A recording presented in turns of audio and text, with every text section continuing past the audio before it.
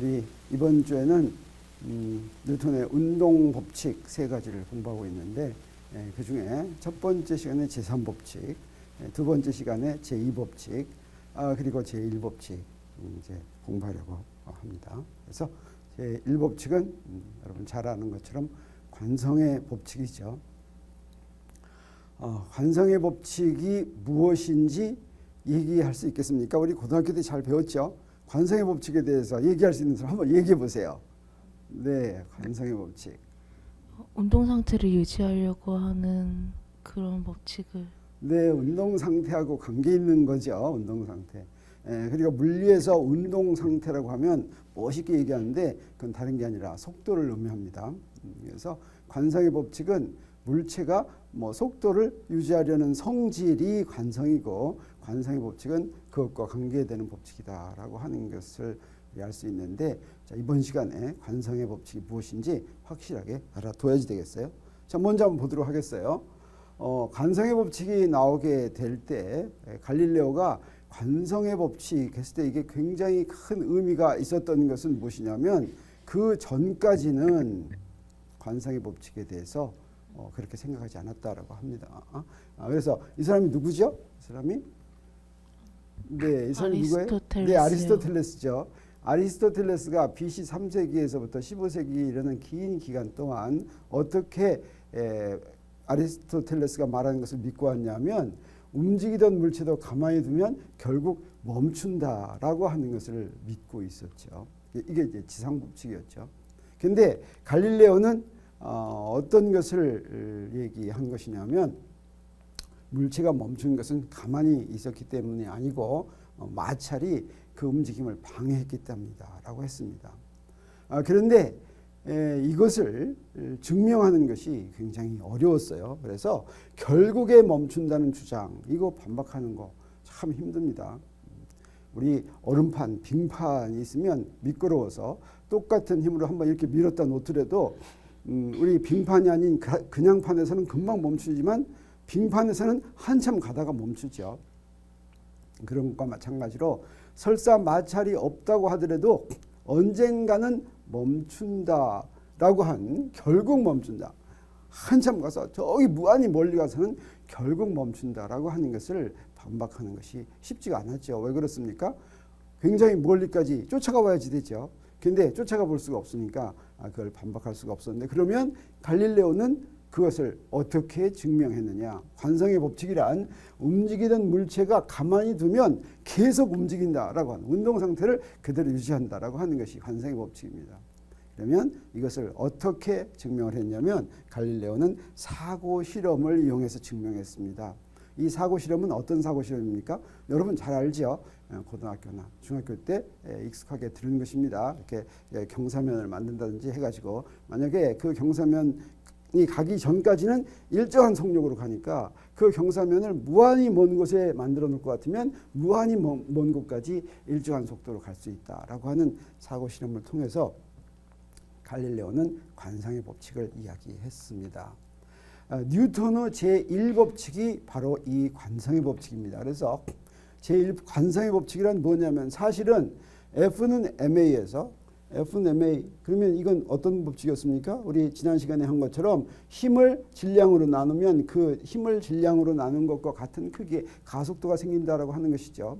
그래서 만약에 힘이 0이면 어떻게 되겠어요? 힘이 0이면 가속도가 얼마입니까? 0이죠. 그래서 힘을 받지 않으면, 근데 이 힘이 뭐였냐면 물체에 작용하는 합력이었습니다. 그러니까 물체에 작용하는 합력이 0이면 가속도가 0이다. 즉 속도가 안 바뀐다라고 하는 것이 관성의 법칙입니다. 그러니까 관성의 법칙은 제2법칙하고 다른 법칙이 아니라 제2법칙 중에서 힘이 0인 그런 특별한 경우에 지나지 않는다라고 말할 수가 있겠죠. 그래서 제1법칙은 제2법칙에 포함되어 있다, 이렇게 얘기할 수가 있으니까 제1법칙을 따로 이야기할 필요가 꼭 있겠느냐라고 하는 의문이 떠오릅니다. 그러면 과연 뉴턴이 제1법칙을 따로 이야기했을 것 같습니까? 아니면 후세 사람들이 그냥 관성의 법칙, 갈릴레오가 얘기했으니까 그걸 갖다가 따로 떼어서 제1법칙이라고 한 것 같습니까? 어떻게 했을 것 같아요? 네. 다른 뉴턴이 알아서 따로 했을 것 같은데요. 네, 예. 그렇습니다. 뉴턴의 프리ን키피아의 제1법칙, 제2법칙, 제3법칙을 분명히 나누어서 이야기했습니다.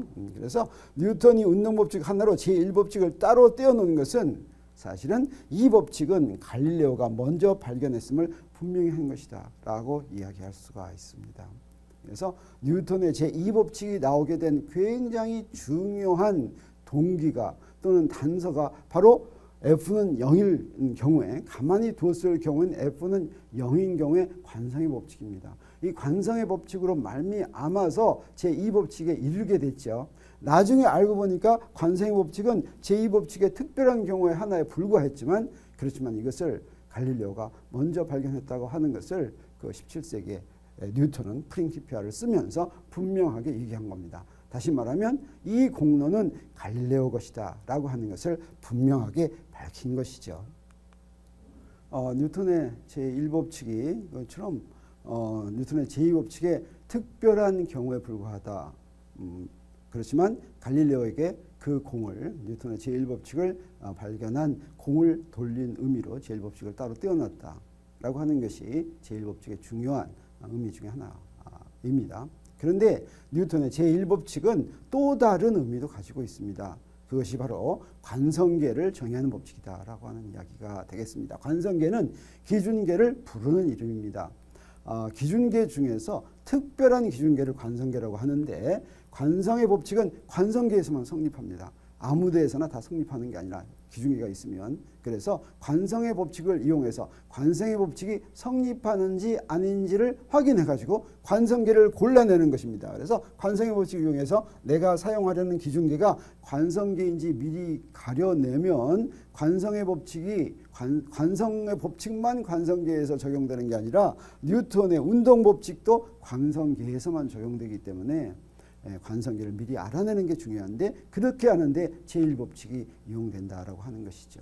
그래서 뉴턴의 운동법칙이 제1법칙, 제2법칙, 제3법칙으로 되어 있는데, 이 세 개의 법칙으로 되어 있는 이유가 진짜는 제2법칙인데 제1법칙과 제3법칙은 제2법칙을 보조하는 의미로 이용이 된다라고 하는 겁니다. 그래서 제3법칙은 우리가 첫 번째 시간에 배운 것처럼 F는 MA에 나오는 힘을 무엇인지 하는 거 알려주는 거였죠. 제1법칙은 제2법칙을 적용할 기준계를 골라내는데 이용이 된다라고 하는 것입니다. 그래서 굉장히 중요하죠. 그래서 관성계에서만 뉴턴의 제2법칙이 성립된다라고 했는데, 자, 관성계가 무엇인지 잘 이해가 안 되니까 그거에 대해서 좀 공부하도록 하겠습니다. 그러면 관성계란 어떤 자연법칙이든지 우리가 적용하려면 무엇을 해야 된다고 했습니까? 특히 물체의 운동을 기술하기 위해서는 기준계를 먼저 정해야 된다고 그랬죠. 기준계를 먼저 정한다는 의미가 바로 좌표계를 먼저 정한다, 그런 뜻이 되겠어요. 그래서 그런 기준계를 정하는데 운동법칙인 F는 MA가 성립하는 기준계도 있고 성립하지 않는 기준계도 있습니다. 자, 자연의 기본법칙인 F는 MA가 성립하기도 하고 성립하지 않기도 한다고 하는 것이 무슨 의미일까 궁금하죠. 사실은 성립한다는 게 무슨 뜻입니까? 이 등식이 성립한다라고 하는 것입니다. 그래서 어떤 기준계에서는 이 등식이 좌변을 대표하는 숫자와 우변을 대표하는 숫자가 같지 않은 기준계도 있다라고 하는 것이죠. 그래서 그 F는 MA가 성립하는 기준계를 관성계라고 하고 성립하지 않는 기준계는 뭐라고 부르겠습니까?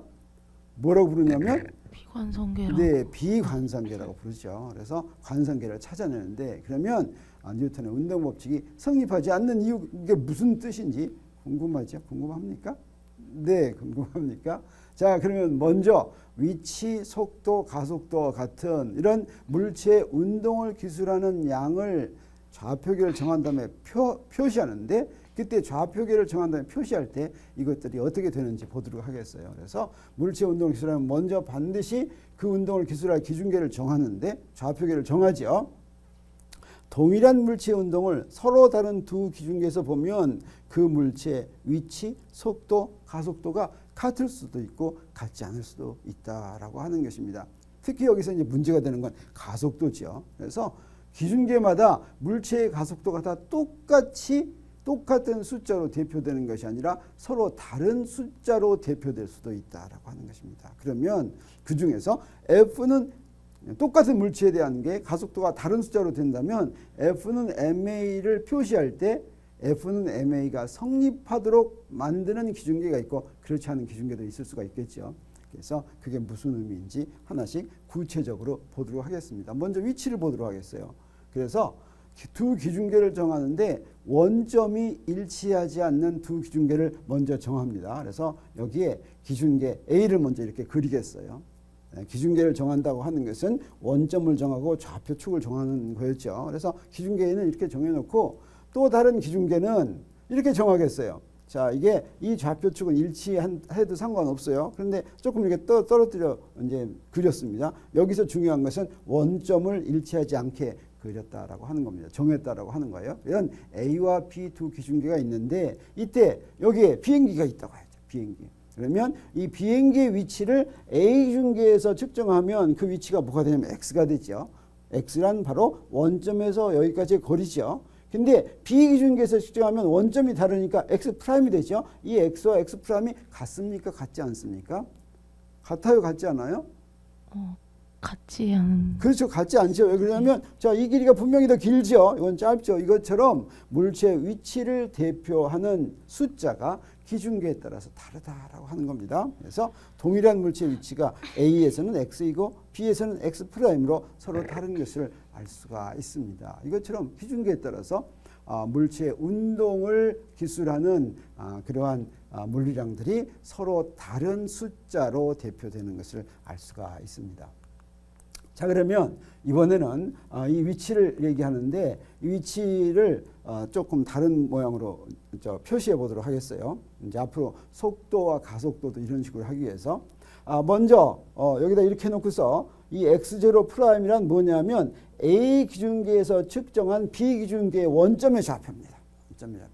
그러면 B 기준계에서 측정한 B 기준계의 원점의 좌표는 얼마입니까? 뭐 그건 0이에요. 그런데 A 기준계에서 측정한 B 기준계 원점의 좌표가 x0'이라고 한다면 우리 x하고 x' 사이의 관계를 구할 수가 있습니다. 그래서 기준계 A를 A라고 그러고 우리 뭔가 이거 표시할 때는 물체 A, 물체 B, 물체 C 뭐 이렇게 했죠. 그래서 기준계 A를 A라고 부르고 기준계 B를 B라고 부르고 비행기 물체를 C라고 부르면 우리 XCA는 이건 뭐냐면 우리 어떻게 약속했습니까?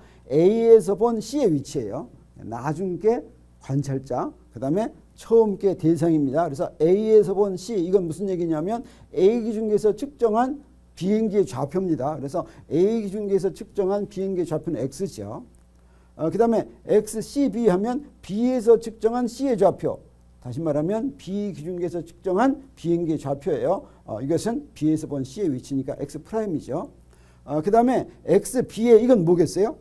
A 기준계에서 측정한 B의 좌표입니다. B는 바로 B 기준계 원점이 되겠어요. 그래서 x0' 이렇게 표시를 한다면 그래서 x0', X'을 X는 XCA, X'은 XCB, 그 다음에 x0'은 XBA 이렇게 표시한다면 이것들 사이에는 어떤 관계가 있냐면 여기서 여기까지는 X고 그 다음에 여기서 여기까지는 X'이고 그 다음에 여기서 여기까지는 XBA니까 보세요. XCA는 뭐가 같습니까? XCA는 XCB 더하기 XBA 이거 같죠? 이게 바로 X는 이 전체 X는 X' 더하기 X0'하고 같은 거나 마찬가지죠. 그래서 이건 뭐라고 쓸 수가 있냐면 XCA는 XCB 더하기 XBA 뭐 이렇게 표시되는데 여기서 이 첨자를 보세요. 이 첨자 기억하기가 굉장히 좋습니다.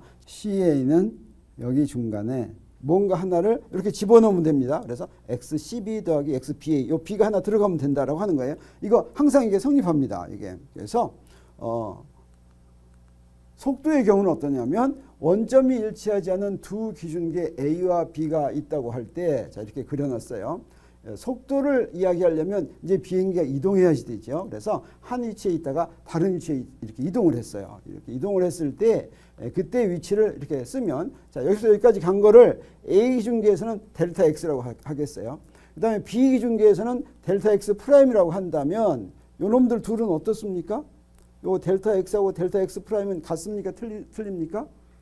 같습니다. 같죠. 네. 네, 그래요. 그래서 우리 아까 얘기한 것처럼 원점 일치하지 않으면 비행기의 위치는 다르지만 변이는 같죠. 그래서 우리 전에도 그거 한번 했었죠. 원점이 다르더라도 변이는 같다. 그래서 이 델타 X하고 델타 X 프라임이 델타 T라는 시간 간격 동안에 움직인 거라면 VCA는 A 기준계에서 본 비행기의 속도는 델타 T분의 델타 X 이렇게 되겠죠. 그 다음에 B 기준계에서 본 비행기의 속도는 델타 T분의 델타 X 프라임 이렇게 될 텐데 델타 T는 둘이 같고 델타 X하고 델타 X 프라임이 같으니까 우리 뭘 알 수 있습니까? 여기서 VCA는 VCB다라고 하는 것을 알 수가 있습니다. 그래서 단순히 좌표계의 원점만 다른 경우에는 두 기준계에서 속도는 같습니다. 그런데 이번에는 어떤 경우도 살펴보냐면 A 기준계에 대해서 B 기준계가 움직이는 경우도 있을 수가 있겠어요. 자, 그런 경우를 한번 살펴보도록 하겠어요. 그래서 A 기준계에 대해 등속도 운동하는 B 기준계가 있다고 한다면 자, 이렇게 두 기준계가 있습니다. 이게 같은 속도로 점점 움직이고 있어요. 그럴 때는 어떻게 하냐? T는 제로 때 원점이 일치했다고 생각하죠. 그러면 T만큼 시간이 흘렀을 때는 둘 사이의 거리가 뭐가 되겠어요? VT가 되겠어요. VT. 그리고 이때 비행기가 있는데 비행기가 여기서부터 여기까지 이제 이때는 비행기의 위치만 보면은 어떻습니까? X는 X 프라임 더하기 VT면 이 VT가 바로 아까 BA죠. 요게 A 기준계에서 본 B의 좌표죠. 똑같이 성립합니다. XCA는 XCB 더하기 XBA. 여기서 똑같이 성립하지만 여기서는 XBA가 바로 뭐하고 같아요? VT하고 같고 이게 막 변하죠. 이렇게 변하는 경우에는 속도의 덧셈 법칙을 얘기할 수가 있는데 이제 비행기가 여기서부터 여기까지 갔어요.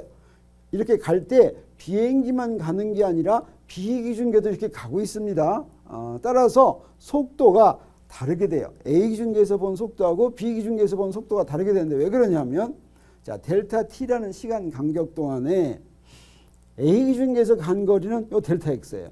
근데 B 기준계에서는 처음에 비행기가 여기 있을 때 요 점인데 사실 요 점인데 요 점이 비행기가 가는 동안에 그 점도 갔어요. 그래서 여기에 처음에 X1 프라임, X1 하고 X2라면 X1 프라임, X2 프라임이면 X1 프라임 이렇게 따라갔죠. 그래서 B 기준계에서 비행기가 움직인 거리는 델타 X보다 어떻게 되냐면 더 작게 되죠. 델타 X 프라임. 그래서 이처럼 둘이 다르게 됩니다. 그래서 A 기준계에 대해서 B 기준계 원점이 이동할 때에는 속도가 같지 않아요. 그래서 이거를 그다음에 요 길이는 뭐가 되냐면 사실은 요 길이는 요 길이하고 같죠. 그게 바로 V 델타 T가 되겠어요. 그래서 델타 X는 V 델타 T 더하기 델타 X 프라임이기 때문에 그걸 여기다 쓸 것 같으면 그러면 뭐가 되냐면 자, 요걸 델타 T로 나눴어요. 이렇게 되죠. 이게 바로 뭡니까? A 기준계에서 본 C의 속도고 요건 B 기준계에서 본 C의 속도고 요거는 A 기준계에서 본 B의 속도죠. 그래서 이걸 어떻게 쓸 수가 있냐면 VCA는 VCB 더하기 VBA 여기서 똑같죠. 여기 가운데 B만 이렇게 집어넣으면 됩니다. 이게 성립한다라고 하는 겁니다. 그러면 가속도는 어떻게 되느냐? 가속도는 여기 시간이 t일 때 속도 덧셈 법칙 이대로 성립하겠어요. 시간이 t 프라임일 때 이건 그래프로 그리면 너무 복잡하니까 그냥 수식으로만 썼어요.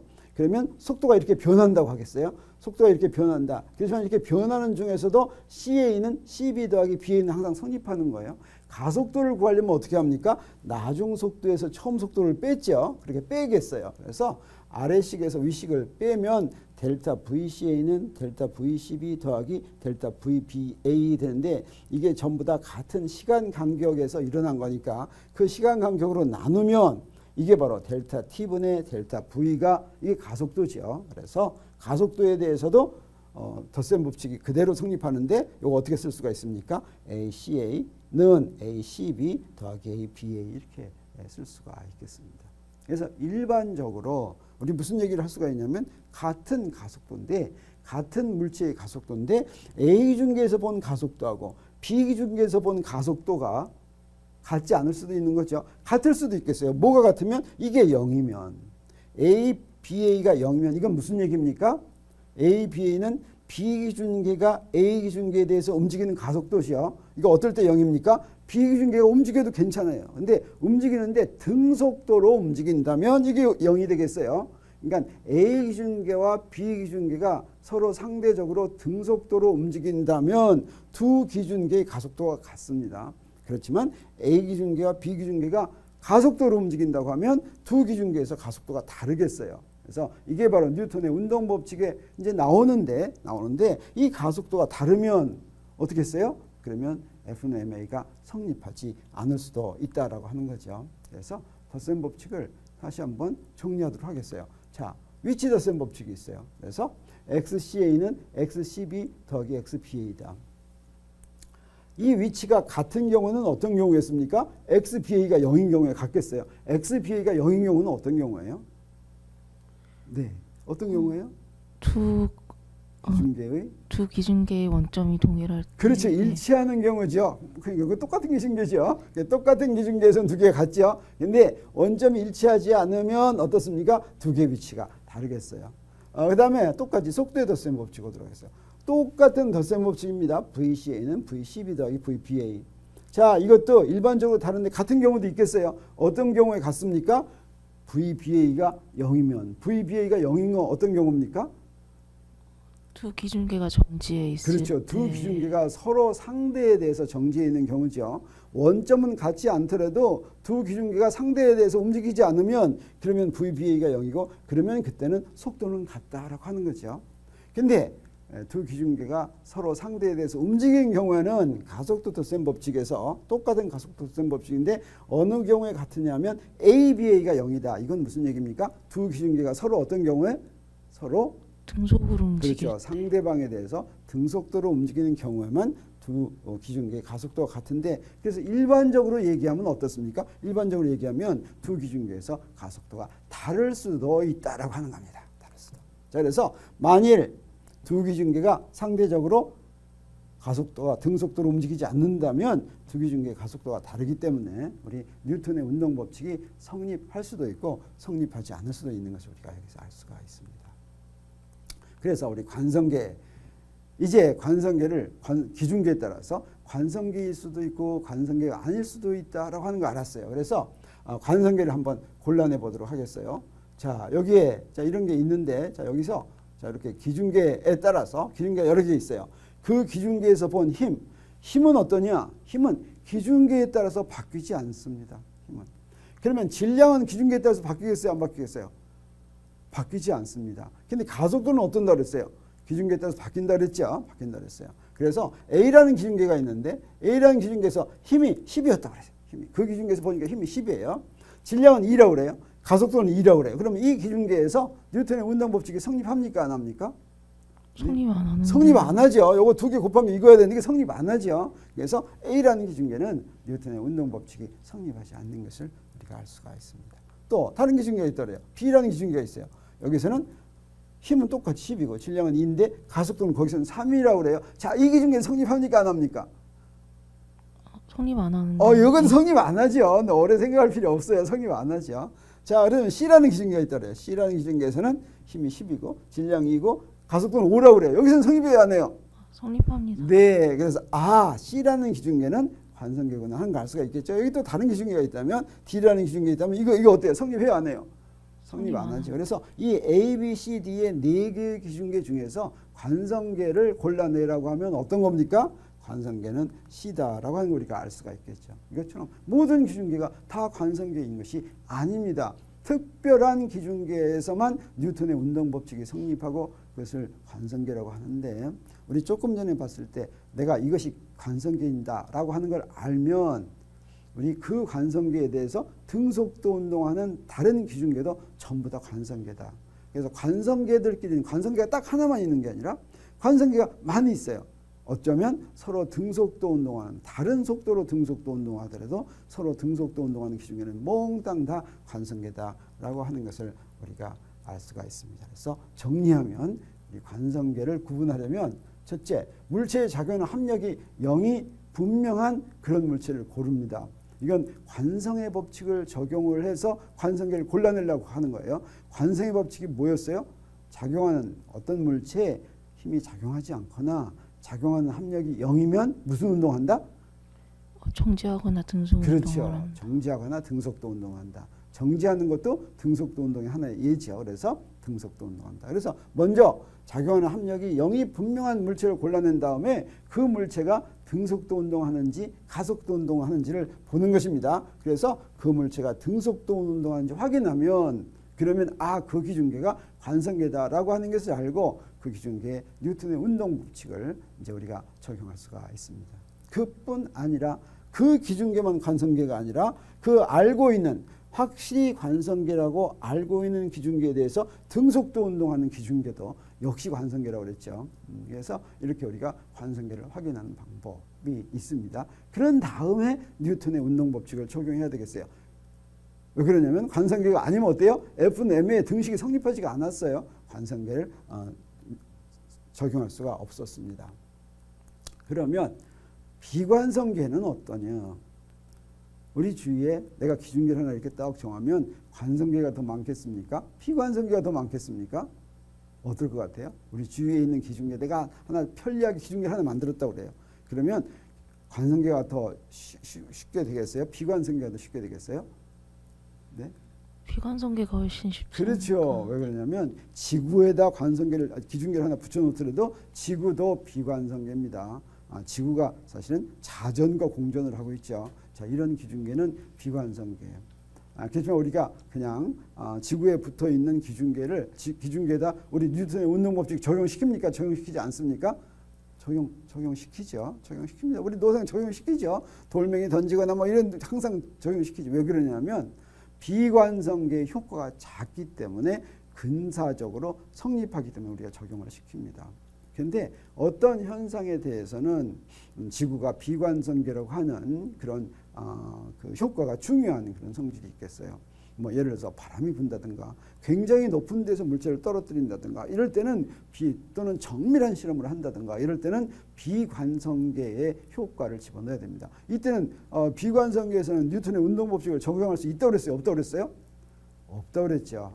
그렇지만 그러면 아예 없으면 이게 참 곤란하지만 편법이 있습니다. 편법이 어떻게만 만들면 되겠어요? 뉴턴의 운동법칙의 등식만 성립하게 만들면 되겠죠. 자, 그런 편법이 있는데 우리 비관성계를 좀 보고서 편법을 어떻게 적용하는지 하는 것을 좀 보도록 하겠습니다. 그래서 자, A는 관성계고 B는 비관성계고 C는 물체라고 한다면 우리 이런 게 성립한다라고 했어요. 자, 이거는 꼭 이럴 때만 성립하는 게 아니라 사실 항상 성립해요. ACA는 ACB 더하기 ABA 여기 B 이렇게 집어넣는 거는 요때 요 가운데 B만 집어넣어 성립하는 게 아니라 ACA는 ACF 더하기 AFA 뭐 이런 식으로 가운데에다가 뭐 다른 거 막 집어넣어서 이제 성립을 하죠. 자, 이렇게 성립한다고 할 때 A는 관성계고 B는 비관성계고 C는 물체다. 뭐 이렇게 생각을 하도록 하겠어요. 그러면 A 기준계에서는 뉴턴의 운동 방식이 어떻게 됩니까? 이거 성립합니까? 안 합니까? 성립하죠. 네, 이거 관성계가 성립해요. 그런데 비기준계에서는 이거 성립하지 않죠. 왜 그래요? 요게 비관성계니까 요게 성립하니까 요 놈이 0이 아니죠. 요 놈이 0이 아니니까 두 개 같지 않으니까 이게 성립하면 요건 절대로 성립하지 않게 돼 있어요. 그때 우리가 어떻게 하냐? 이 등식이 비관성계에서도 등식이 성립하도록 우리 만들어 가지고 변형된 형태로 적용시키면 되는 것을 우리가 알 수가 있어요. 그래서 우리가 어떻게 하는지 한번 보도록 하겠어요. 그래서 먼저 A 기준계에 성립하는 뉴턴의 운동 방식을 먼저 쓴 다음에 우리 어떻게 하냐면 이 식의 우변자리에 이걸 집어넣겠어요. 이 식의 우변자리에 이 식을 집어넣겠어요. 그럼 어떻게 됩니까? 요 ACB 더하기 AB를 집어넣겠어요. 여기다 집어넣으니까 이렇게 됐죠. 자, 이건 성립해요, 안 해요? 이 식은? 성립하죠. 그래서 CA 자리에다가 성립하는 CA 자리에다가 이거 집어넣은 거에 불과해요. 그런데 그 비관성계에서 또는 비기준계에서의 뉴턴의 운동 방정식은 어떻게 되어 있을 거냐면 F는 MACB 이렇게 되어 있겠죠. 그러고 나서 근데 F는 기준계에 따라서 변하지 않는다고 그러니까 이거 안 변하는데 그거를 식을 성립하게끔 만들려면 요 식이 성립하니까 요 항을 뒤로 이항시키겠어요. 그러면 어떻게 되냐면 이쪽으로 갖고 갔어요. 그럼 요 식은 성립하겠어요? 안 하겠어요? 요 식은 성립하죠. 요 식은 성립해요. 그래서 우리 어떻게 하면 되냐면 힘 자리에다가 자 비기준계에서는 우변은 항상 이렇게 생겼으니까 비기준계에서는 질량에다가 비관성계에서 측정한 가속도 여기 쓴 거예요. 근데 그냥 여기다 F만 하면은 등식이 성립하지 않으니까 등식 성립하게 만들려고 요거 하나 빼줬어요. 그러면 이제 등식 성립한다라고 하는 거죠. 그럼 이게 뭐냐? 봤더니 이게 바로 뭐냐면 비관성계에 대한 비관성계의 가속도예요. 그래서 비관성계에서 뉴턴의 운동방정식을 어떻게든 사용하려면 무엇을 알아야 되냐면 한 가지 조건이 있어요. 그 비관성계의 가속도를 아는 거예요. 누구에 대한 가속도? 우리 속도나 가속도 얘기하려면 반드시 누구에 대한 가속도를 이래야 되죠. 관성계에 대한 가속도를 알아야 되는 거예요. 어떤 관성계에 대한 가속도를 알면 그때 그 가속도에다가 내가 지금 기술하려고 하는 물체의 질량을 곱해서 빼주면 그때는 이 식이 성립한다고 하는 거죠. 그래서 좌변에 있으니까 이게 마치 뭐처럼 행동하냐면 힘처럼 행동해요. 근데 이건 힘입니까? 아닙니까? 아니에요. 이건 그냥 비관성계의 가속도에다 그 물체의 질량을 곱했을 뿐이에요. 이건 힘이 아니죠. 어떤 의미에서 힘이 아닙니까? 힘이란 반드시 뭐였어요? 그 힘의 원인이 되는 게 있어야 됐죠. 그래서 그놈 사이에 상호작용으로 작용해야 되는데 이건 지금 힘이 아닙니다. 그렇지만 힘이 아니지만 그 물체에다가 지금 내가 기술하려고 하는 비관성계의 가속도를 곱해서 빼주기만 하면 식이 성립하는 거예요. 지구도 마찬가지입니다. 지구가 비관성계가 개인데 지구가 자전운동하면 지구가 자전운동을 하는 가속도를 우리가 알아요. 그러면 물체에다가 지구가 자전운동하는 가속도를 곱해가지고 물체의 질량에다 그걸 빼줘서 그 물체가 실제로 받는 힘 빼기 요거 할 것 같으면 뉴턴의 운동방정식을 적용할 수가 있고 우리 지구에서도 꼭 필요할 때는 이런 방법을 사용을 합니다. 그래서 힘이 들어갈 좌변에 마이너스 MAB의 항을 마치 힘처럼 추가시키면 뉴턴의 운동방식 형태의 식의 등식이 성립하니까 이걸 이용하면 되겠어요. 자, 이게 전 이제 이해가 잘 된 것 같습니까? 그렇지만 조금 더 프랙티스를 해보도록 하겠어요. 그래서 이렇게 힘처럼 추가시키는 항을 뭐라고 부르냐면 관성력이라고 부릅니다. 이게 힘처럼 행동하니까 여기다 관성력 이렇게 힘 부르는데 력자가 있다고 해서 힘이 아니에요. 그래서 이걸 관성력은 우리가 뭐라고 얘기하냐면 거짓 힘이다. 진짜는 힘이 아니다. 힘이 아닌 것을 우리가 어떻게 해서 알 수 있냐면 요놈은 절대로 반작용을 찾아낼 수가 없습니다. 근데 우리가 언뜻 보면 이거 힘처럼 느껴지는 경우가 많습니다. 우리가 첫 번째 시간에 옛날 사람들이 그 생각한 힘이 어때요? 물체가 힘 가지고 있다고 생각했다고 그랬죠. 그래서 바로 이 관성력이 마치 물체가 가지고 있는 힘처럼 이렇게 보이는 경우가 많습니다. 그래서 힘이라고 착각하는 경우가 굉장히 많겠어요. 그렇지만 그것은 그 반작용을 찾을 수가 없고 진짜 힘이 아니다라고 하는 걸 알 수가 있습니다. 그래서 관성력에 대해서 관성력은 힘이 아니라 가짜 힘인데 관성력에 대해서 조금 보기 위해서 우리 항상 뭘 예로 드냐면 이거 뭐예요? 버스요. 버스죠. 자, 버스가 갑니다. 버스가 가는데 버스가 앞으로 가는데 등속도 운동을 한다고 하겠어요. 등속도. 버스가 정지해 있을 때는 어떻게 되냐면 등속도 운동하는 버스 손잡이 연직 방향을 한다. 버스가 안 가더라도 손잡이 이렇게 돼 있어요. 근데 버스가 등속 운동하더라도 손잡이 이렇게 돼 있어요. 사실은 등속도 운동하는 기중계하고 안 가는 기중계가 마찬가지입니다. 이렇게 돼 있어요. 근데 버스가 가속 운동을 하면 점점 더 빨리 가면 어떻게 되냐면 점점 더 빨리 가면 가속 운동하면 이 손잡이가 어떻게 되냐면 움직입니다. 어떻게 움직여요? 뒤로 이렇게 밀쳐지죠. 손잡이 이렇게 뒤로. 근데 멀쩡한 손잡이가 이렇게 뒤로 가면 이거 우리 어떻게 생각돼요? 이거 가만히 있는데 손잡이가 뒤로 갑니까? 안 가죠. 이거 뭐가 이렇게 잡아다니는 것 같죠? 네, 그 효과입니다. 그래서 뭐가 잡아다니는 것 같은데 여기서 뭐 잡아다니는 거 여기 있어요? 없어요? 없어요. 그래서 이거는 반작용을 찾을 수가 없습니다. 우리가 어떻게 얘기할 수가 있냐면 이거 관성력이 작용한다 이렇게 얘기할 수 있는데 이건 힘이 아닙니다. 자, 그래서 이 손잡이의 운동을 우리 두 기준계에서 설명할 수가 있겠어요. 하나는 관성계에서 또 하나는 비관성계에서. 관성계는 지면을 우리 관성계라고 생각하겠어요. 지면에서 요 놈한테 뉴턴의 운동 방식을 적용해요. 또 하나 버스에 고정된 기준계. 지면에 대해서 버스는 가속 운동하니까 버스에 고정된 기준계는 관성계입니까? 아닙니까? 비관성계죠. 그래서 여기서는 뉴턴의 운동 방식 적용할 수가 없어요. 그렇지만 버스의 그 비관성계의 가속도를 알면 적용하는 식을 성립하는 식을 하나 만들 수가 있다라고 하는 겁니다. 그래서 지상에서 세운 뉴턴의 운동 방식은 어떻게 되냐면 자 여기서 보도록 하겠어요.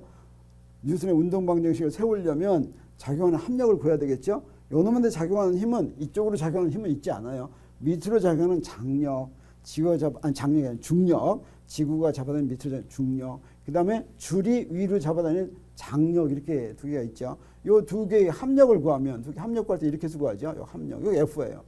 요 F 여기 합력이니까 F에다가 F는 뭐하고 같으냐면 요 손잡이의 질량 곱하기 가속도 이거 같습니다. 근데 가속도는 이 손잡이의 가속도는 얼마겠어요? 아, 나 몰라요. 그게 아니라 뭐냐면 포스하고 같이 가고 있으니까 포스의 가속도하고 똑같아요. 그래서 우리 뭐가 성립하냐면 F는 MCA 다시 말해 MA가 성립하는데 MCA는 뭐예요? A는 지면 C는 손잡이에요. 그래서 F는 MCA하고 같은데 이 지면에서 본 손잡이의 가속도는 포스의 가속도하고 똑같죠. 그래서 F는 MA가 성립합니다. 이것을 가지고 풀면 되겠어요. 이것을 가지고. 그래서 이 합력은 뭐하고 같으냐면 MA하고 같은 거 우리 알 수가 있겠어요. 이 중력하고 장력을 더한 합력은 MA하고 같아요.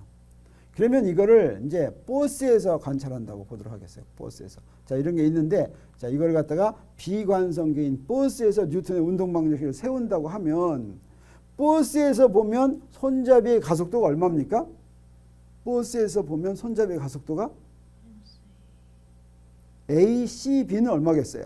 ACB는 ACA가 A였죠. ACB는 비기준계에서 본 가속도는 자, 여기서 보면 여기서 내가 서서 보고 있어요. 버스 안에서 손잡이 봐요. 손잡이 움직여요? 안 움직여요? 안 움직이죠. 그래서 버스 내에서 본 손잡이의 가속도는 0입니다. 0. 그래서 이거 성립하지 않아요. 왜냐하면 이 F는 아까하고 똑같아요. 이건 0이 아니에요. CB는 0이에요. 이거 성립하지 않아요. 이거 성립하게 만들려면 어떻게 하면 되느냐.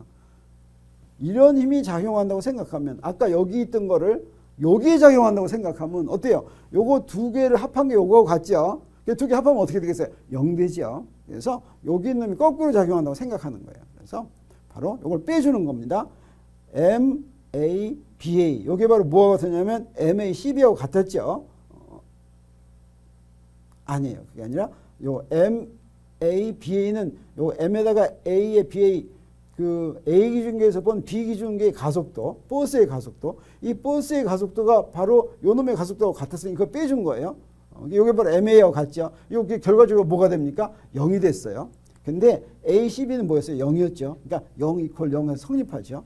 이렇게 하면 좌변과 우변이 모두 0이기 때문에 성립하는 거 우리가 알 수가 있습니다. 이렇게 해서 뉴턴의 운동 법칙을 적용하게 만들었어요. 그러면 이렇게 관성력을 도입하면 비관성계에서도 뉴턴의 운동 법칙을 적용하게 만들 수도 있다라고 하는 겁니다. 우리 그 예로 한번 인공위성을 한번 보도록 하겠어요. 대표적인 얘기입니다. 여기 인공위성이 이렇게 돈다고 한다면 지구 주위에 인공위성이 뺑뺑 도는 거예요. 그러면 지구를 관성계라고 하면 우리 인공위성의 운동을 기술하면 어떻게 되냐면 자, 지구에서 본 인공위성의 운동은 F는 MCA인데 이게 지구에서 본 인공위성의 가속도예요. 근데 이렇게 등속 원운동하는 물체의 가속도는 R분의 V제곱이죠. 그래서 뉴턴의 운동법이 잘 성립합니다. 잘 성립해요.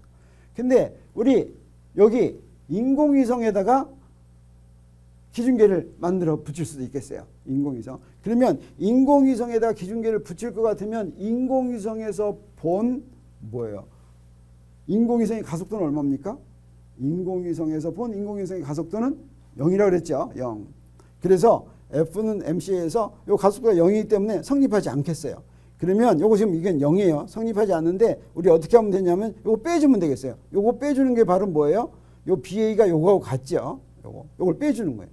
요 항을 빼주는 거. 사실은 그래서 어떻게 생각하는 겁니까? 여기에 요런 힘이 작용한다. 요 놈과 반대 방향 요 힘이 작용한다고 생각하는 거예요. 근데 이거 진짜 힘 작용해요? 안 해요? 안 하죠. 안 해요. 그래서 요거 빼주는 게 요거 더해주는 거나 마찬가지예요. 그래서 만유인력 작용하고 원심력 작용한다. 두 개 더하면 0이다. 그럼 요거 0 이게 성립하죠. 그래서 요걸 우리가 뭐라고 부르냐면 요 관성력인데 원운동하는 물체의 관성력이에요. 이때 이 관성력 원운동하는 물체의 관성력 우리가 흔히 부르는 이름이 있어요. 그게 바로 원심력이죠. 원심력은 관성력이에요. 그렇지만 우리 언뜻 보면 어떻게 해요? 아, 이 원심력 작용하는 것 같죠?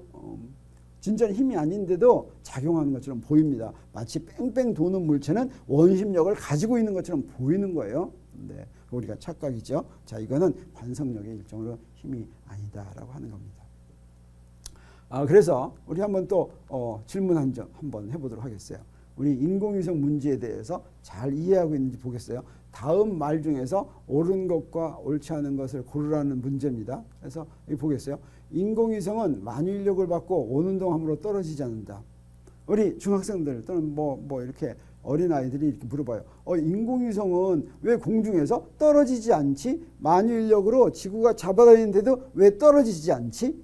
라고 얘기할 때 사실은 어떻습니까? 떨어져야 될 이유가 없죠. F는 MA는 뭘 얘기해 주냐면 만유인력은 질량 곱하기 가속도가 같기만 하면 되죠. 그래서 원운동을 하면 그게 바로 구신가속도가 있으니까 떨어질 필요가 없는 거예요. 그래서 만유인력을 받으니까 원운동하고 떨어지지 않는다 이렇게 얘기하면 되는 거예요. 그래서 이거 맞아요? 틀려요? 이 말은 인공위성은 만유인력을 받아서 떨어지지 않는 게 이상하다 그러는 게 맞아요? 만유인력을 받고 원운동함으로 떨어지지 않는다 이게 맞아요? 맞는 얘기 같은데요. 네, 이거 맞죠? 이거 맞아요. 하나도 이상하지가 않습니다. 근데 우리 이렇게 얘기하면 어떻겠어요? 인공위성은 만유인력과 원심력이 평형을 이루어 떨어지지 않는다. 어떻게 되겠어요? 인공위성은 만유인력이 작용하는데 사실은 원심력이 작용하니까 이거 안 떨어져 이렇게 얘기하면 되겠어요? 안 되겠어요? 이것도 아니죠. 자, 이거는 평형을 이루면 요 두 개가 진짜 힘이라면 두 개 평형을 이루면 힘 안 받으면 어떻게 해야지 돼요? 원운동 해야지 돼요? 안 해야지 돼요? 안 하죠. 등등등 날아가 버려야 되죠. 그래서 이거는 맞지 않는 얘기다라고 하는 거죠. 그러면 원심력을 사용한다면 어떻게 사용해야지 되냐? 이렇게 생각해요. 인공위성은 만유인력과 원심력의 평형을 이루어서 정지에 있다. 이거 어디에 정지에 있는 거예요? 사실은 인공위성의 고정된 기준계에서 관찰하면 정지에 있는 거죠. 원심력은 어디서 필요한 거냐면 인공위성의 고정된 기준계에서 기술할 때 필요한 겁니다. 지구에서 기술할 때는 원심력이 필요 없어요. 지구에서 기술할 때는 그냥 만유인력 받으니까 원운동 한다 그러면 끝나는 거예요. 원심력 받아서 정지한다라고 하는 것은 인공위성에서 본 입장이다라고 하는 거죠. 이건 그래서 이것도 저것도 아닌 거죠. 그래서 인공위성은 만유인력과 원심력의 평형을 이루어 떨어지지 않는다라고 하는 것은 이건 잘못된 것이다라고 하는 겁니다. 자, 그래서 오늘 관성기에 대해서 공부했는데 관성기에 대해서 이해가 잘 됐습니까? 네, 그럼 한번 정리를 한번 해보도록 하겠습니다. 이게 맞다 이거죠? 정리해보도록 하겠어요. 그래서 관성의 법칙은 F는 MA의 특별한 경우일 뿐이다. 특별한 것은 아니었어요. 그렇지만 뉴턴은 갈릴레오의 공로에 감사하기 위해서 제1법칙을 따로 포함시켰습니다. 제1법칙, 이렇게 관성의 법칙. 이건 갈릴레오가 처음 만들었습니다. 확실하게 했습니다. 그렇지만 그것뿐만이 아니라 관성의 법칙은 다른 중요한 성능도 있는데 바로 뭐냐면 관성의 법칙을 이용해서 관성계를 구분하는 법칙이 된다라고 하는 거죠. 이게 더 중요한 의미다라고 하는 겁니다. 그래서 뉴턴의 운동 법칙은 관성계에서만 성립하기 때문에 이 관성계를 골라내는 것이 아주 중요한 것이죠. 그래서 그렇지만 그러면 비관성계는 어떻게 하느냐? 비관성계는 관성력을 포함시키면 비관성계에서도 뉴턴의 운동 법칙을 이용할 수는 있어요. 단 그렇게 하려면 우리 어떻게 해야 됩니까? 그 비관성계의 관성계에 대한 가속도를 알아야 되죠. 그래야지 우리가 비관성계를 정할 수가 있죠. 이렇게 해서 우리가 관성의 법칙까지 해서 뉴턴의 운동 법칙을 다 공부했는데 이제 다음 주에는 우리 뭐 공부할 것 같습니까? 이제 비로소 뉴턴의 운동 법칙을 직접 물체에 적용을 하도록 하겠어요. 근데 역학이 바로 뉴턴의 운동 법칙을 배우는 분야인데 역학책이 이렇게 두껍죠. 이 역학책이 이렇게 두꺼운 중에 뉴턴의 운동 법칙은 어떻습니까? 간단하죠. F는 MA 아주 간단합니다. 근데 왜 이렇게 두껍냐면 이 F는 MA를 적용하는데 F의 형태에 따라서 풀이가 굉장히 복잡해지게 합니다. 그 다음에 적용 대상이 그냥 한 물체, 크기를 갖지 않은 한 물체라면 적용 대상이 간단한데 그 물체의 수가 여럿일 수도 있고 크기를 갖는 물체일 수도 있고 뭐 이렇게 복잡해집니다. 대상에 따라서. 그래서 힘이 무엇이냐에 따라서 대상에 따라서 뉴턴의 운동 법칙을 적용해서 풀이를 구하는 과정이 굉장히 다릅니다. 그래서 굉장히 많은 부분이 있는데 우리 다음 주에는 그중에서 제일 간단한 것부터 시작합니다. 제일 간단한 게 뭐냐면 물체가 여러 개 있는 게 간단하겠어요? 하나만 있는 게 간단하겠어요? 하나만 있는 게 간단하겠죠. 그다음에 어떤 힘을 받는 게 제일 간단하겠어요? 힘을 아예 안 받는 게 제일 간단하겠지만 그럼 좀 그건 이제 너무 신고니까 다 해버렸죠. 자, 어떤 힘을 받는 게 제일 간단하겠어요? 가속도가 일정한 힘. 네, 변하지 않는 힘, 변하지 않는 힘. 네, 그래서 다음 주에는 우리 변하지 않는 힘을 직접 물체에 적용하는 그런 문제를 공부하려고 합니다. 네, 그래서 우리 이번 주 마지막 시간 수고했어요. 다음 주에 봅시다.